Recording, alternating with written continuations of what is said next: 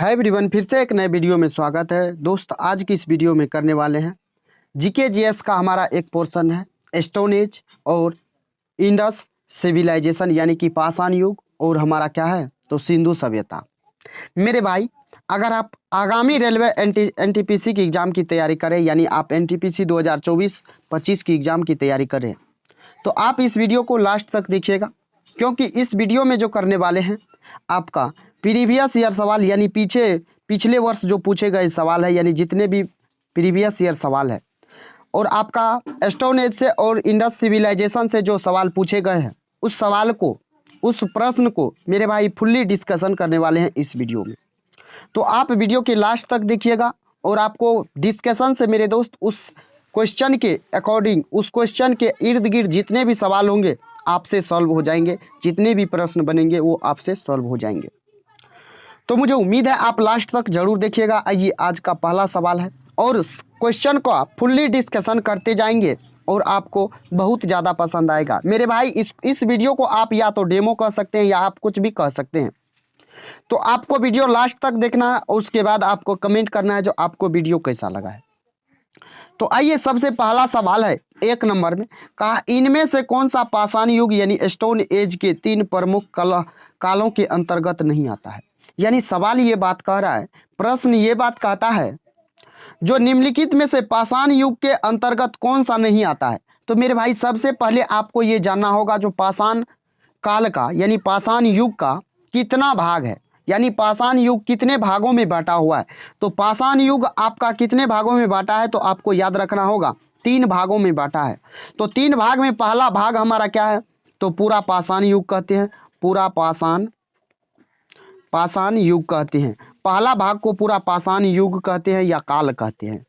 दूसरा भाग जो होता है हमारा, दूसरा भाग को हम कहते हैं मध्य पाषाण काल, मध्य पाषाण काल, मध्य पाषाण काल। मेरे भाई, ये दूसरा भाग है। तीसरा भाग होता है हमारा पूरा पाषाण काल, पहला, दूसरा मध्य पाषाण काल, तीसरा जो होगा तीसरा होता है हमारा नव पाषाण काल, नव पाषाण काल, नव पाषाण काल यानी नव पाषाण काल, यानी ये 3 भाग होता है। तो इसमें से आप देखिए इसके अलावा क्या नहीं है आपके सवाल में, इसके अलावा मेरे भाई आपके प्रश्न में क्या नहीं है। देखिए, तो आपको दिख रहा होगा जो हमारा ताम्र पाषाण युग नहीं है, यानी ताम्र पाषाण युग आपका बिल्कुल राइट आंसर हो जाएगा। मेरे भाई, और कुछ आप जान लीजिए, पाषाण युग में मनुष्य जो है सिर्फ पत्थरों का औजार बनाता था और उसका उपयोग करता था। ताम्र पाषाण युग जो है नव पाषाण युग के बाद आरंभ हुआ है। ताम्र पाषाण युग जो है ये ताम्र पाषाण युग, ये नव पाषाण के बाद युग चालू हुआ है, ये युग आया है। तो मेरे भाई, इसमें जो है लोग किस किस औजार बनाना जानते थे, किस किस चीज से, तो तांबा का औजार बनाना जानते थे, पत्थर का औजार बनाना जानते थे। ये लगभग 5000 ईसा पूर्व में ये चालू हुआ था और मनुष्य सर्वप्रथम तांबा धातु का प्रयोग कब किया था तो 5000 ईसा पूर्व। मुझे उम्मीद है दोस्त आपको ये समझ में आ गया होगा। बढ़े नेक्स्ट सवाल पे, नेक्स्ट प्रश्न पे। आइए, प्रश्न संख्या दूसरा पे देखते हैं। प्रश्न संख्या दूसरा क्या कहता है। दूसरा देखिएगा, कहा भीमबेटका की गुफाओं की खोज कब हुई थी। भीमबेटका गुफा है कहाँ, सबसे पहले आपको ये समझना होगा। मेरे भाई, भीमबेटका गुफा जो है आपका मध्य प्रदेश के रायसेन जिले में है। कहाँ है तो मध्य प्रदेश के रायसेन जिले में। कहाँ है तो रायसेन जिले में, रायसेन जिले में। कहाँ पे तो एमपी में। ये बात आपको पता होगा। ये गुफा जो है मेरे दोस्त आपको चारों तरफ से घिरा हुआ है। किस पर्वत से तो विंध्य पर्वतमाला से। किस पर्वत से तो विंध्य पर्वतमाला से ये चारों साइड क्या है तो घिरा हुआ है। और इसके बाद आप इसके बारे में जान लीजिए मेरे दोस्त, इसकी खोज जो है, इस गुफा की खोज कौन किया था तो श्रीधर वाकनकर श्रीधर वाकनकर कौन किया था तो श्रीधर वाकनकर। और कितने ईस्वी में तो मेरे भाई 1957-58 में। 1957-58 में। किस ईस्वी में तो 1957-58 में। तो आपका यहाँ से राइट आंसर क्या होगा तो ऑप्शन बी हो जाएगा बिल्कुल राइट आंसर। तो आप इस सवाल के बारे में क्या क्या सवाल आप सीख चुके हैं। भीमबेटका की गुफा है कहाँ, तो रायसेन जिले में। रायसेन जिले कहाँ है, तो मध्य प्रदेश में। और इसके खोजकर्ता कौन है, तो श्रीधर वाकनकर, श्रीधर वाकनकर है इनके कौन, तो खोजकर्ता मेरे दोस्त। उसके बाद इसको किसको, तो वर्ष 2003 में यूनेस्को में इसे विश्व धरोहर स्थल में घोषित किया है। किसको, भीमबेटका को। भीमबेटका को जो है, भीमबेटका के बारे में आप और एक नया सवाल को जान लीजिए। 2003 ईस्वी में यूनेस्को ने इसे विश्व धरोहर स्थल में इसको घोषित किया है। तो इस बात को आप समझ गए। तो आइए आते हैं प्रश्न संख्या 3 पे, और प्रश्न संख्या 3 देखते हैं क्या कहता है। कहा भीमबेटका के शिलाश्रय निम्नलिखित में से किसके लिए प्रसिद्ध है। यानी शिलाश्रय किसको कहेंगे, शिलाश्रय जानते हैं किसको कहते हैं मेरे भाई, यानी पत्थरों के जो चिन्हों होते थे, पत्थर पे जो चिन्ह होते थे उसी को कहा जाता था शिलाश्रय। भीमबेटका के शिलाश्रय निम्नलिखित में से किसके लिए प्रसिद्ध है, तो ये बात कर आपसे। तो जरा देखिएगा, तो कहा मौर्य वंश के दौरान की गई चित्रकारी के चिन्हों की वजह से, मुगल कालों की मूर्ति कला के चिन्हों की वजह से, प्रारंभिक द्रविड़ काल के चिन्हों की वजह से, भारतीय उपमहाद्वीप पर मानव जीवन के प्राचीनतम चिन्हों की वजह से। तो इसमें जो आपका राइट आंसर हो जाएगा, तो इसमें आपका राइट आंसर क्या हो जाएगा जानते हैं, आपका राइट आंसर हो जाएगा मेरे भाई ऑप्शन डी हो जाएगा। भारतीय उपमहाद्वीप पर मानव जीवन के प्राचीनतम चिन्हों की वजह से। ये आपका एनटीपीसी 2021 में देखिए पूछा गया सवाल है। अगर इसके बारे में और आप जानना चाहते हैं तो मेरे भाई, ये विंध्य क्षेत्र में भोपाल के दक्षिण पूर्व में रायसेन जिले में अवस्थित भीमबेटका की गुफाओं में मानव जीवन के प्राचीनतम चिन्हों के प्रमाण इससे मिले हैं। इससे क्या मिले हैं, तो भीमबेटका का जो गुफा है यहाँ से मानव जीवन के प्राचीनतम चिन्हों के प्रमाण मिले हैं। इस बात को आप याद रखिएगा। तो ये चीज आप समझ चुके हैं। इस सवाल को, इस प्रश्न को आप समझ गए कि नहीं समझे। बड़े नेक्स्ट सवाल पे आइए, प्रश्न संख्या 4 पे। प्रश्न संख्या 4 देखिए क्या कहता है। प्रश्न संख्या 4 कहता है, भारत में पाषाणकालीन शिला चित्रकारी कहाँ पाई जाती है। भारत में पाषाणकालीन शिला चित्रकारी कहाँ पाई जाती है, तो आप बताइए कहाँ इसका हो जाएगा, कहाँ ये पाया जाता है। तो मेरे भाई, ये आपको पाषाणकालीन शिला चित्रकारी अभी जस्ट बताएं आपको कहाँ, तो रायसेन जिला के भीमबेटका गुफा में। रायसेन जिला के भीमबेटका गुफा में। तो आपका राइट आंसर कौन सा हो जाएगा, तो भीमबेटका गुफा। तो भीमबेटका गुफा के बारे में आपको बता चुके हैं, और ये पाषाणकालीन शिला चित्रकारी है ना। तो यहाँ से आपका राइट आंसर क्या हो जाएगा, भीमबेटका। तो आइए आते हैं अगला प्रश्न पे। अगला प्रश्न देखिए, अगला प्रश्न क्या कहता है। अगला प्रश्न है मेरे भाई, निम्नलिखित में से कौन सा मानव गतिविधियों एवं सभ्यता के प्राक ऐतिहासिक काल का सही काला अनुक्रम है। यानी काल के अनुसार आपको सजाना है प्राक ऐतिहासिक काल। सबसे पहले इस बात को आप जानिए, क्या होगा, पूरा पाषाण काल, मध्य पाषाण काल, नव पाषाण काल होगा, धातु युग काल होगा, मध्य पाषाण काल होगा, पूरा पाषाण काल होगा। क्या पहले नव पाषाण काल या मध्य पाषाण काल, पूरा पाषाण काल, मध्य पाषाण काल। तो आपका जो राइट आंसर होगा, इसको एक बार समझ लेते हैं, उसके बाद आपको पहले यहाँ आंसर बता देते हैं, उसके बाद आपको इसका पूरा फुल डिस्कशन बताएंगे। तो आपका जो आंसर होगा पूरा पाषाण काल होगा, उसके बाद आया मध्य पाषाण काल, उसके बाद आया नव पाषाण काल, यानी सबसे लास्ट में क्या आया, नव पाषाण काल। तो आपका राइट आंसर ये हो जाएगा। आइए इसका फुल डिस्कशन करते हैं मेरे भाई, फुल डिस्कशन करते हैं। आइए एक नया पेज पे। तो सबसे पहले आप इस बात को समझिए, प्राचीन भारतीय इतिहास को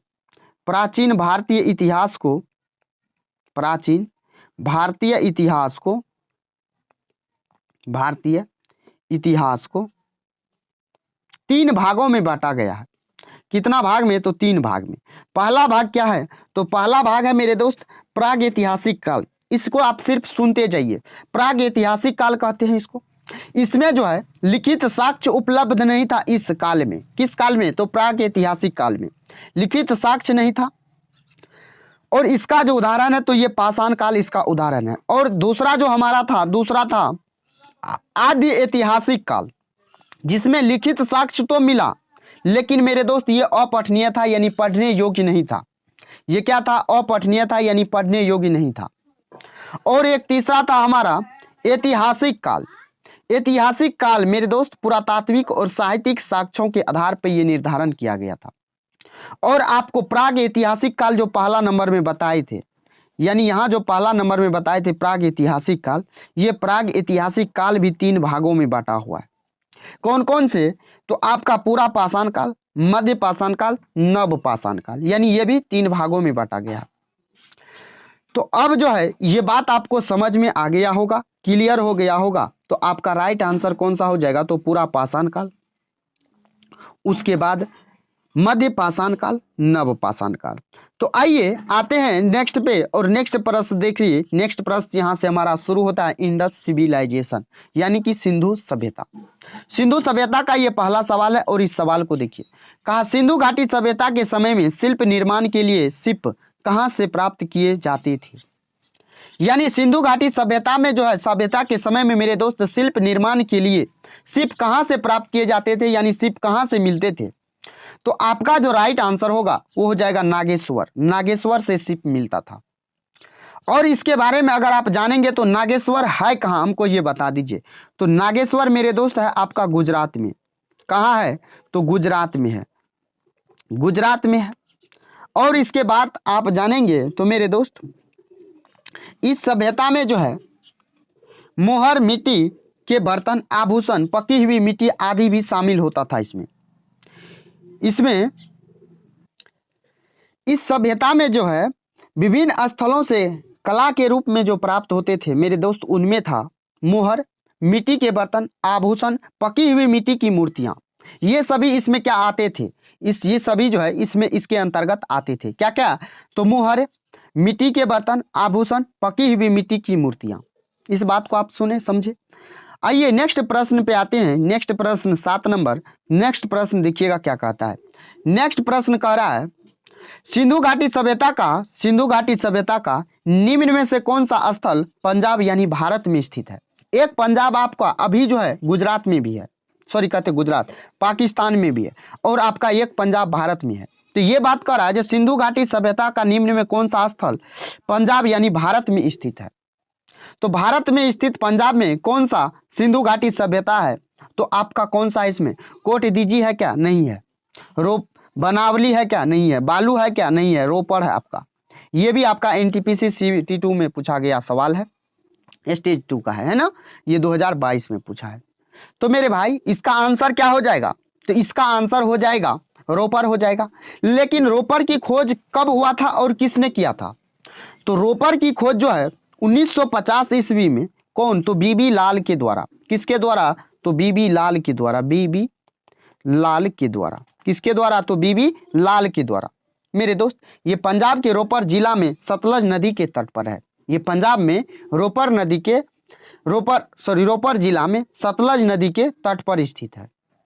और यहीं से कहां से? तो रोपड़ से मेरे दोस्त मनुष्य के साथ जो है पालतू जानवर कुत्ता को दफनाने का साक्ष्य मिला है। कहां से? रोपड़ से। रोपड़ है कहां? पंजाब में। तो यहां से जो है मनुष्य के साथ जो दफनाया जाता था पालतू कुत्ता, उसका साक्ष्य मिला है। तो इसका राइट आंसर हो जाएगा आपका कौन सा? तो ऑप्शन डी रोपड़ हो जाएगा। आइए आते हैं 8 नंबर प्रश्न पे, और 8 नंबर प्रश्न जरा देखते हैं 8 नंबर प्रश्न क्या कहता है। 8 नंबर प्रश्न कहता है हड़प्पा की अधिकांश मानक मोहरें डैश नामक एक प्रकार के मुलायम पत्थरों से बनी होती थी, जो 2x2 बीमा के साथ वर्गाकार आकृति का होता था तथा जिसका उपयोग व्यावसायिक उद्देश्यों के लिए किया जाता था। वो कौन सा पत्थर था या वो कौन सा मोहर था? तो मेरे दोस्त ये कौन सा मोहर हो जाएगा? तो एस्टीएटाइट हो जाएगा। एस्टीएटाइट कौन है? तो एस्टीएटाइट आपका ऑप्शन सी है। अगर इसके बारे में आप जानेंगे तो मेरे दोस्त ये जो है हड़प्पा कालीन, ये जितने भी जो आपको बताए हैं कांचली मिट्टी, चट, गोमेट मिट्टी आदि की मोहरें बनी होती थी। इस पे जो है कई प्रकार के, यानी सभी मोहरे पे जानवरों की तस्वीर एक चित्रमय लिपि में लिखी गई थी, जो अभी तक स्पष्ट नहीं है। जिन पर मुख्यतः दर्शाए गए जानवर कौन कौन से जानवर होते थे? तो बाघ, हाथी, वृषभ यानी बैल, गेंडा, भैंस, हिरन, खरगोश और बकरा रहता था। इस पे चित्र अंकित रहता था ये सभी का। तो ये सवाल आपको क्लियर हो गया। आइए 9 नंबर सवाल पे आते हैं। 9 नंबर प्रश्न देखते हैं क्या कहता है। कहा धोलावीरा किस राज्य में अवस्थित है। तो धोलावीरा आपका किस राज्य में अवस्थित है, जरा बता दीजिए।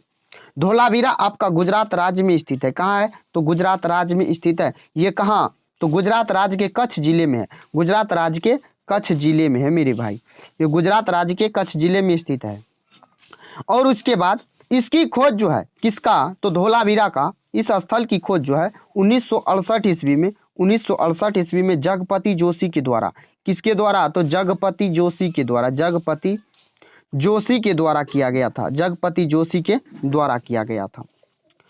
तो इस बात को आप समझ चुके हैं। और 2021 में इसको भी, किसको, तो धोलावीरा को यूनेस्को ने धोलावीरा को भारत के 40वें विश्व धरोहर स्थल के रूप में इसको घोषित किया है। और 2003 में उसको किया था। और इस धोलावीरा को 2021 में यूनेस्को जो है 40वें विश्व धरोहर स्थल के रूप में इसको क्या किया है, शामिल किया है। तो ये भी सवाल आपको समझ में आ गया होगा, क्लियर हो गया होगा। आइए प्रश्न संख्या 10 पे आते हैं। प्रश्न संख्या 10 देखिए क्या कहता है। कहा धोलावीरा एक पुरातात्विक स्थान है, किस समय अवधि से जुड़ी हुई है। यानी धोलावीरा एक पुरातात्विक स्थान तो है, लेकिन इसका समय अवधि क्या था, यानी ये किसके समकालीन थे, ये बात आपसे पूछा है। तो ये किसके समकालीन थे, तो मेरे भाई आपको पता होगा धोलावीरा जो है सिंधु घाटी सभ्यता के समकालीन थे। ये गुप्त अवधि के नहीं थे, ये मगध अवधि के नहीं थे, ये चालुक्य अवधि के नहीं थे, ये थे सिंधु घाटी सभ्यता की समय अवधि। तो ये भी प्रश्न आपको समझ में आ गया। आइए आते हैं 11 प्रश्न संख्या 11 पे। प्रश्न संख्या 11 क्या कहता है।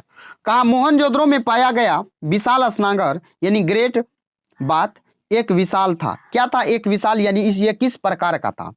तो मेरे भाई आप लोग भी पढ़े होंगे, यहाँ जो विशाल मोहनजोदड़ो में जो स्नानगार होता था वो आयताकार होता था, यानी रेक्टेंगुलर टैंक होता था। कैसा होता था, तो रेक्टेंगुलर टैंक होता था। तो आपका ऑप्शन कौन सा दिया है, तो ऑप्शन डी दिया है। लेकिन इसका मोहनजोदड़ो का खोज कौन किया था और कब किया था, तो इसका खोज किया था राखल दास बनर्जी। कौन किया था, तो राखल दास बनर्जी, राखल दास बनर्जी मेरे भाई। और किया कब था, तो 1922 ईस्वी में। कब किया था, तो 1922 ईस्वी में, 1922 ईस्वी में, समझ गए। और यहां से जो आपको सील के 3 मुख वाले देवता का पशुपतिनाथ की मूर्ति मिली है, कहां से, मोहनजोदड़ो से। मोहनजोदड़ो से जो है आपको 3 मुख वाले देवता यानी पशुपतिनाथ की मूर्ति यहां से मिला है। और मोहनजोदड़ो जो है सिंधु घाटी सभ्यता का सबसे बड़ा स्थल माना जाता है। मोहनजोदड़ो सिंधु घाटी सभ्यता का सबसे बड़ा स्थल माना जाता है। तो इस बात को, इस प्रश्न को आप समझ गए, क्लियर हो गया। आइए 12 नंबर प्रश्न पे आते हैं और 12 नंबर प्रश्न देखते क्या कहता है।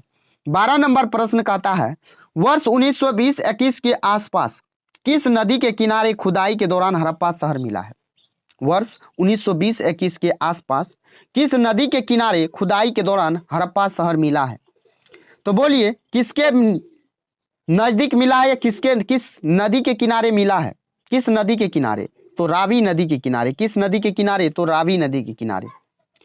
ये जो है रावी नदी के किनारे मिला है। तो रावी नदी है कहाँ, तो पाकिस्तान के मोंटगोमरी जिले में रावी नदी के तट पर मिला है। कहाँ मिला है, तो पाकिस्तान के मोंटगोमरी, यानी मोंटगोमरी जिला है एक, वो कहाँ है, तो पाकिस्तान में है। वहीं पे जो है 1920-21 में खुदाई के दौरान मिला था, तो हड़प्पा शहर मिला था। और इसका जो है उत्खनन करता, यानी इसका आप खोजकर्ता कह सकते हैं। तो इसका खोजकर्ता आप किसको कह सकते हैं, दयाराम साहनी को। किसका, तो दयाराम साहनी को, दयाराम साहनी को मेरे भाई। ये 1920-21 की घटना है। और इसमें आप दयाराम साहनी को कह सकते हैं। और एक व्यक्ति का आप इसमें नाम ले सकते हैं, वो है माधव स्वरूप वत्स। माधव स्वरूप वत्स, माधव स्वरूप वत्स की क्या कह सकते हैं, माधव स्वरूप वत्स को। तो इसमें आप 2 व्यक्ति का नाम ले सकते हैं, लेकिन मुख्य व्यक्ति जो इसमें होगा वो दयाराम साहनी होगा। तो आप दयाराम साहनी अगर ऑप्शन में रहेगा तो आप दयाराम साहनी से को ऑप्शन में टिक करके चुन करके निकल जा सकते हैं। आइए 13 नंबर प्रश्न को देखते हैं। 13 नंबर प्रश्न क्या कहता है? 13 नंबर प्रश्न कहता है सिंधु घाटी सभ्यता के किस शहर का शाब्दिक अर्थ मृतकों का टीला होता है? यानी सिंधु घाटी सभ्यता के अंतर्गत किस शहर का शाब्दिक अर्थ होता है मृतकों का टीला? मेरे दोस्त, मृतकों का टीला जो है मोहनजोदड़ो का अर्थ होता है। मोहनजोदड़ो का अर्थ क्या होता है? मृतकों का टीला। और यह दुनिया का सबसे पुराना शहर माना जाता है, पुराना नियोजित या उत्कृष्ट शहर माना जाता है। यह सिंधु घाटी सभ्यता का सबसे परिपक्व शहर के रूप में गिना जाता है, आता है। और ये जो है सिंधु नदी के दाएं किनारे पर लारकाने जिले में स्थित है। ये मोहनजोदड़ो कहाँ स्थित है? तो सिंधु नदी के दाएं किनारे पर लारकाना जिले में स्थित है। और इसकी खोजकर्ता तो आपको जस्ट अभी बताए हैं, कौन? तो राखलदास बनर्जी, मोहनजोदड़ो का राखलदास बनर्जी। और हड़प्पा का खोजकर्ता कौन है? तो दयाराम साहनी। तो मुझे उम्मीद है आपको ये प्रश्न क्लियर हो गया होगा, समझ में आ गया होगा। आइए नेक्स्ट प्रश्न को देखते हैं। नेक्स्ट प्रश्न 14 नंबर का मोहनजोदड़ो का शाब्दिक अर्थ क्या है? यानी शब्द का अर्थ क्या है? मोहनजोदड़ो का शब्द का अर्थ क्या है? तो मोहनजोदड़ो का भी शब्द का अर्थ क्या है? तो मृतकों का टीला। क्या है? तो मृतकों का टीला। यानी कौन सा ऑप्शन हो जाएगा? तो ऑप्शन सी हो जाएगा। यह प्रश्न आपको क्लियर हो गया, समझ में आ गया। आइए अब आते हैं नेक्स्ट प्रश्न पे। और नेक्स्ट प्रश्न देखिए, नेक्स्ट प्रश्न क्या कहता है? कहा मोहनजोदड़ो है कहाँ स्थित? तो मोहनजोदड़ो मेरे दोस्त अभी आपको बताए थे, कहाँ? तो सिंधु नदी के दाएं किनारे के लारकाने जिले में स्थित है। तो कहाँ हो जाएगा? तो आपको सिंध नाम से है, तो सिंध हो जाएगा। यहाँ क्या हो जाएगा? तो मोहनजोदड़ो कहाँ स्थित है? तो सिंध में है। समझ गए? क्लियर हो गया। आइए नेक्स्ट प्रश्न आते हैं 16 नंबर। जरा 16 नंबर प्रश्न को देखिएगा। कहा हड़प्पा सभ्यता का कौन सा शहर विशिष्ट रूप से मनके बनाना, सीप काटना, धातु की वस्तुएं बनाना, मोहर बनाना, तराजू का निर्माण करना आदि कार्यों सहित शिल्प उत्पादन के लिए समर्पित था? तो ये सब जो था कहाँ? तो मनके बनाना, सीप काटना, धातु की वस्तुएं बनाना, मोहर बनाना, तराजू का निर्माण करना, ये आदि कार्य जो है याद आदि ये काम जो है सहित शिल्प उत्पादन के लिए समर्पित कौन सा शहर था? ये बात आपसे पूछा है। तो कौन सा शहर था? तो कौन सा शहर हो जाएगा? चनहूदरो। इसमें आपका राइट आंसर क्या होगा? तो चनहूदरो, चनहूदरो हो जाएगा। और जब इसके बारे में आप जानेंगे तो मेरे भाई ये मोहनजोदड़ो से 80 मील दक्षिण में स्थित चनहूदरो है। कहाँ है? तो मोहनजोदड़ो से 80 मील दक्षिण में स्थित है। यानी मोहनजोदड़ो अगर यहाँ है तो इसके दक्षिण में है कितना? 80 मील के दूरी में दक्षिण में चनहूदरो स्थित है। सर्वप्रथम इसका खोज एमजी मजूमदार किया था। और कब किया था? तो 1931 ईस्वी में। कब किया था? तो 1931 ईस्वी में। कौन? तो एमजी मजूमदार। इस बात को आप समझे कि नहीं समझे? बड़े नेक्स्ट सवाल पे आइए आते हैं 17 नंबर सवाल। जरा 17 नंबर सवाल को देखिएगा। 17 नंबर सवाल कहता है सिंधु घाटी सभ्यता के निम्न में से किस स्थल को सबसे पहले खोजा गया था? सिंधु घाटी सभ्यता के निम्न में से किस स्थल को सबसे पहले खोजा गया था? यानी सिंधु घाटी सभ्यता में सबसे पहले किसको खोजा गया था? तो इसमें क्या हो जाएगा आपका? तो सिंधु घाटी सभ्यता के दौरान इसमें सबसे पुराना शहर कौन सा है? यानी सबसे पहले कौन खोजा गया था? तो मेरे भाई आपको ये पता होगा, जो हड़प्पा सभ्यता, हमारा सिंधु घाटी सभ्यता को हड़प्पा सभ्यता भी कह सकते हैं। तो यहाँ जो सबसे पहले पड़ा है यानी सबसे पहले खोजा गया है तो वो हड़प्पा सभ्यता यानी हड़प्पा शहर था। कौन शहर था? तो हड़प्पा सभ्यता शहर था या हड़प्पा शहर था। तो आपको समझ में आ गया किस स्थल का? तो हड़प्पा स्थल का। आइए आते हैं 18 नंबर सवाल। जरा 18 नंबर सवाल को देखिएगा। कहा पत्थर की बनी नृत्य करते हुए पुरुष की मूर्ति यानी नटराज किस स्थान पर पाई गई थी? यानी पत्थर की बनी मूर्ति होगा और वो पुरुष की मूर्ति होगा, और नटराज किस स्थान पे पाई गई? जिसको क्या कहते हैं? पुरुष की मूर्ति, जो नृत्य करते हुए पुरुष की मूर्ति है यानी नटराज, उसको क्या कहते हैं? नटराज। वो किस स्थान पे पाई गई है यानी कहाँ से पाया गया है? तो मेरे भाई आपको कहीं से नहीं पाया गया है, ये आपका हड़प्पा से पाया गया है। कहाँ से पाया गया है? तो आपका हड़प्पा से पाया गया है। तो आपका राइट आंसर कौन सा हो जाएगा? ऑप्शन सी हो जाएगा। तो आपको समझ में आ गया।